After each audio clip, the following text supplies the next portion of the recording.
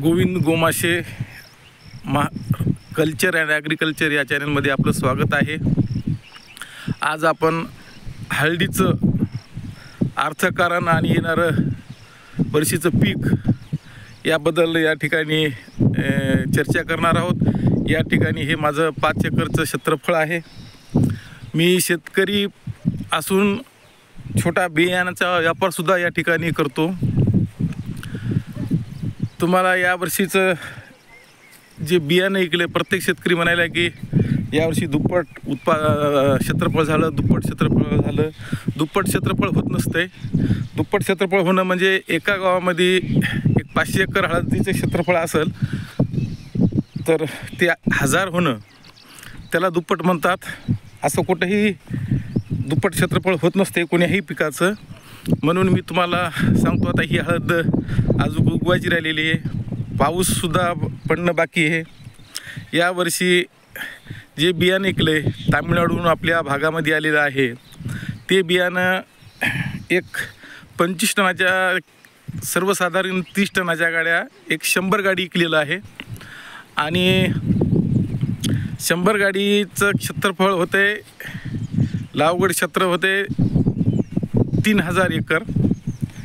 म्हणजे एका 30 टनाच्या गाडीमध्ये 30 एकर रान होते, तर 100 गाडीमध्ये झालं 3000 एकर।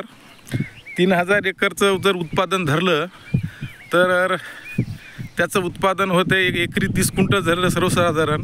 परंतु हे बी येत नाही, कारण शेतकऱ्याला जे नवीन शेतकऱ्यानं हळद लागवड केलेली आहे त्याला 3 वर्षाचा अनुभव लागतो 30 क्विंटलचं उत्पादन काढण्यासाठी। तर 3000 एकरवर सर्वसाधारण तुम्ही 30 क्विंटलचं उत्पादन धरलं तर 90,000 क्विंटल उत्पादन येणार आहे। म्हणजे पुढच्या वर्षी बाजारामध्ये कट्टा येईल तुमचा 1,80,000 कट्टा वाढणार आहे। म्हणजेच उत्पादन मार्केटला गेल्या वर्षीपेक्षा 1,81,000 कट्टा वाढणार। म्हणजे हे फक्त मी तुम्हाला मराठवाडा विदर्भमध्ये जे लागवड झालेल्या क्षेत्राबद्दल माहिती देत आहे। दुसरी गोष्ट अशी की सांगलीलासुद्धा या ठिकाणी तामिळनाडूहून बंडा येते। जे बंडा यावर्षी आलेला होता, जेवढं क्षेत्रफळ सांगलीकडं होतं तेवढंच आहे, कारण सांगलीमध्ये बंडा खूप शिल्लक आहे आज रोजी बियाण्याचा। मध्यंतरी बातम्या आल्या होत्या की बंडा बियाणं उरलेलं म्हणजे शॉर्टेज होईल, तसं काही शॉर्टेज झालेलं नाही। बंडा पहिल्यांदा सुरू 6000वर दर गेले, त्याच्यानंतर 3000वर सुद्धा बंडा बियाणं भेटत होतं। आणि शेतकऱ्यांना हळदीचं उत्पादन वाढल्यामुळं किंवा भाव पडतील या गोष्टीमध्ये राहू नये, कारण हळदीच्या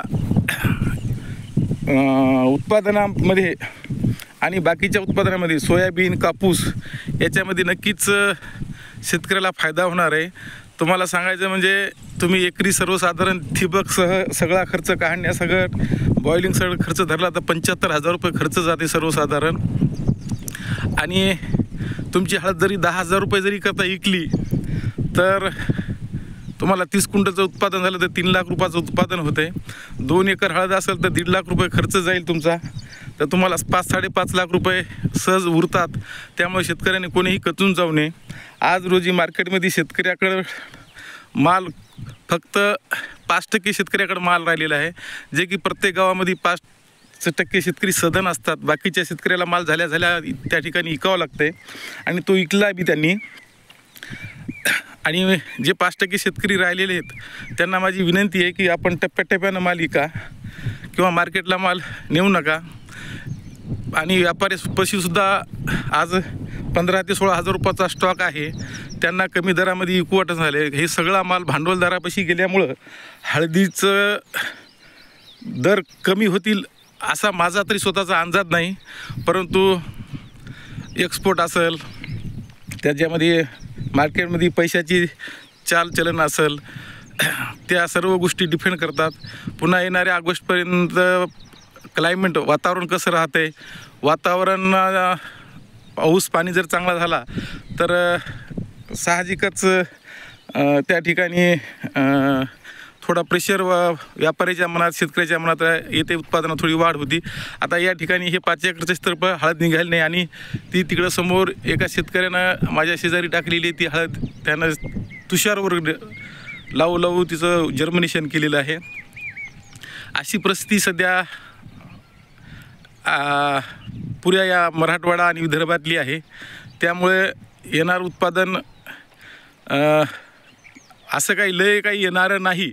आणि मी अनुभवानं सांगतो, जे आता उत्पादन नवीन शेतकरी घेणार आहेत त्यांना 30 उत्पादन येईलच अशातला काही प्रकार नाही. आणि जे हळदीचे पहिले म्हणजे उत्पादन घेणारे गाव आहेत त्या ठिकाणी तुमचं क्षेत्रफळ वाढलेलं नाही.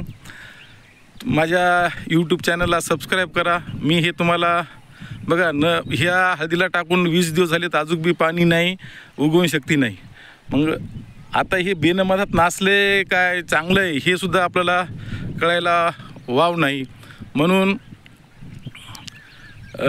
हळदीचे दर भविष्यामध्ये नक्कीच जे आता सुरुवातीला या गेल्या वर्षीच्या मार्च महिन्याला 16,000 रुपयापर्यंत होते, त्याच्यानंतर आज 12,000 ते 13,000 आलेले आहेत. तर ते नक्कीच दर उतरणार नाहीत अशी माझी खात्री आहे. याच्यानंतर मी हळदीच्या संदर्भामध्ये जे हळदीला खत, औषध, बियाणं लागेल असे व्हिडिओ टाकील. कृपया चॅनलला सबस्क्राईब करा आणि बेल आयकॉन करा.